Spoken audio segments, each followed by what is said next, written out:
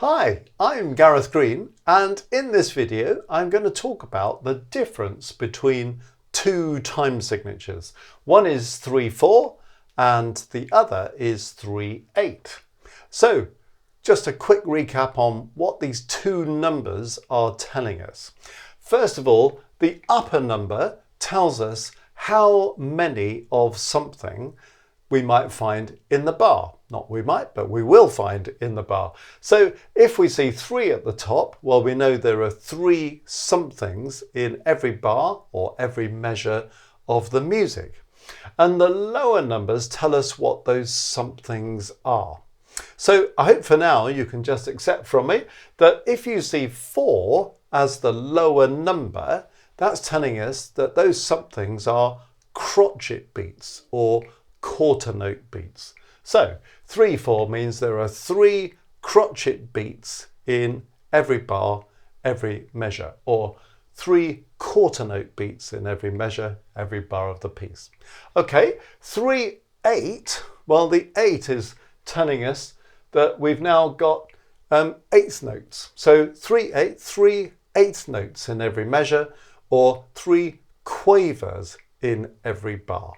Okay, so that's the essential difference. Okay, so you might say, well, that's all very well, but is there really a difference then? Let's just see if we can unpack what this looks like. So if I'm talking about 3/4, well, here are my 3 crotchet beats, or my 3 quarter note beats. There we are. That's a measure, a bar of 3/4.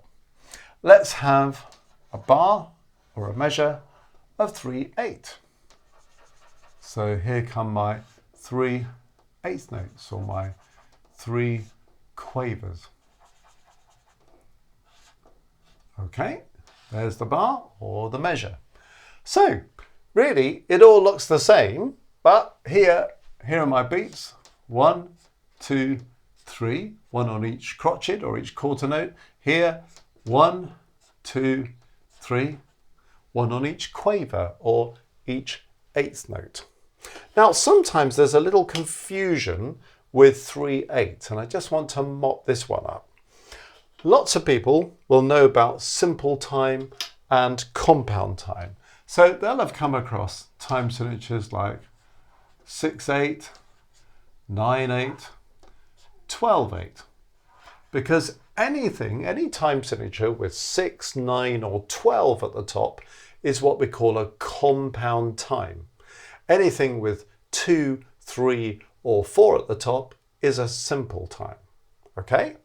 Now, a lot of people get this confused though, because in 6/8, this is what we call a compound time. So let me just write out the fact that you've got 6 quavers or 6 8th notes. And in compound time, we organize things in groups of 3. So in fact, 2 groups of 3 throws up 2 quarter note beats, or 2 dotted quarter note beats, or 2 dotted crotchet beats. 9/8, on the same principle, is going to throw up 3 of these beats. So here come 9 quavers, or 9 8th notes. I'm going to organize them in groups of 3, and that gives me my beat. So I've got 3 dotted quarter note beats, or 3 dotted crotchet beats. In 12/8, here come my 12 quavers. This will take a while. Let's put them in groups of 3. 1, 2, 3, 4, 5, 6, 7, 8, 9, 10, 11, 12. Organize them into groups of 3 again. Here we go. And you can see, again, this time I've got 4 dotted quarter note beats, or 4 dotted crotchet beats. So that's how compound time works. Whenever you have 6, 9 or 12 at the top, you'll put down what that means. So 6 quavers, 6 8th notes, 9 quavers, 12 quavers, whatever, and then you'll put them in groups of 3, and that will give you the beat. So in 6/8 you've got 2 beats, in 9/8 you've got 3 beats, in 12/8 you've got 4 beats. So we say that 6/8 is a compound duple. It's compound because we're breaking into groups of 3. It's duple because there are 2 beats. 9/8 is compound triple. 12/8 is compound quadruple. So some people then think, oh, well, in that case, 3/8 must be another one of these. So it must be something like this, where we've got all that in one beat and it's a sort of compound uno or something. Absolutely not.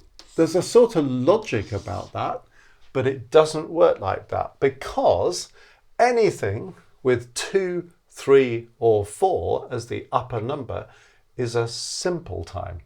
So because 3 is at the top, it's not a compound uno time, because it's a bit odd to have a time where there's one beat in every bar. Can you imagine a piece that's going 1, 1, 1, 1 all the way through the piece? It's just going to be like a hammer being driven into the ground, isn't it? So you can't really do that. If you've got 2 beats, well, the first beat can be strong, the second beat can be weak. So in 6/8, you've got 1, 2, 3, 4, 5, 6. 1, 2, 3, 4, 5, 6. You get a strong beat, you get a weak beat. It makes music much more interesting. So you can't really just have one beat thumping at you. So 3/8, because it's got 3 at the top, is still giving us 3 beats in a bar. So interesting, the difference between 3/4 and 3/8 is mathematically they're different, but musically actually they're quite similar. So it's kind of down to a composer really as to how they want to write something. If I write a piece of music in 3/4, 3 crotchets at a bar, it could sound like this, but I'm writing crotchet beats, quarter note beats. 1, 2, 3, 1, 2, 3, 1, 2, 3, 1, 2, 3. Well, I could sort of write that piece in 3/8, but this time writing quavers or eighth notes. 1, 2, 3, 1, 2, 3, 1, 2, 3, 1, 2, 3.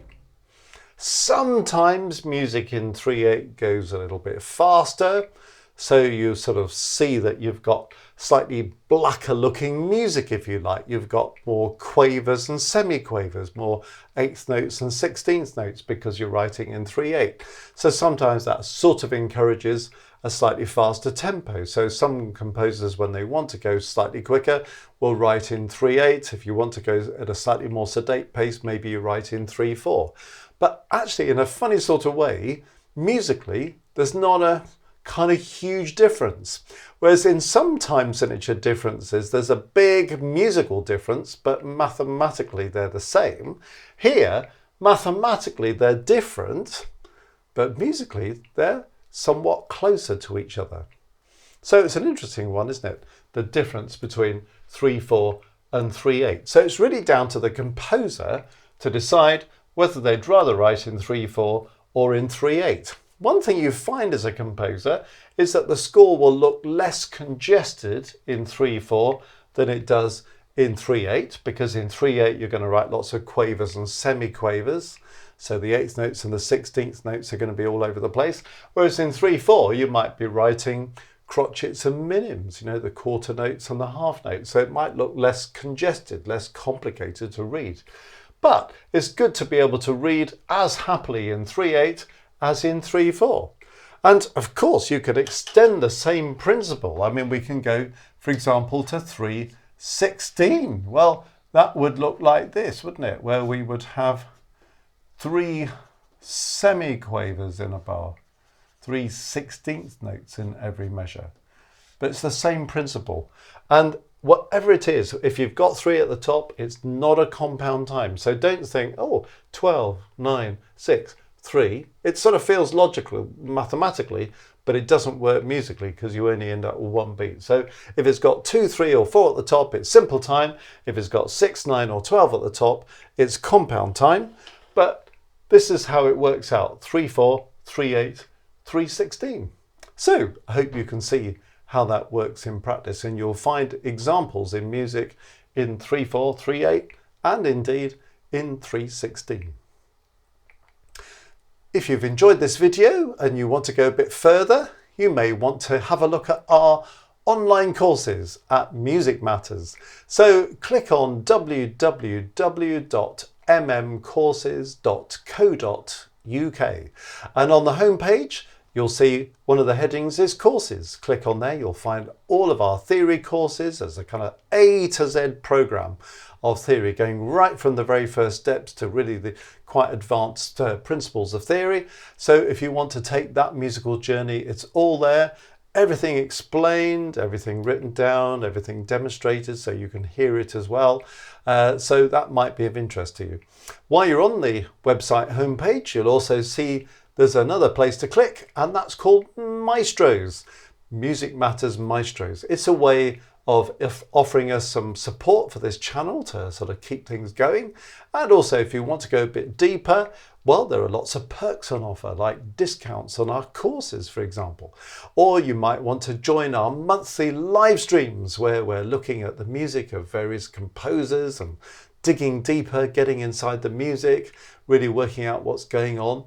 And we've got a forum there for composers, arrangers and performers to submit their work, recordings, scores, whatever you want to do. And I'll offer individual feedback during the live stream session, and a very supportive group of lovely people, all like-minded musicians.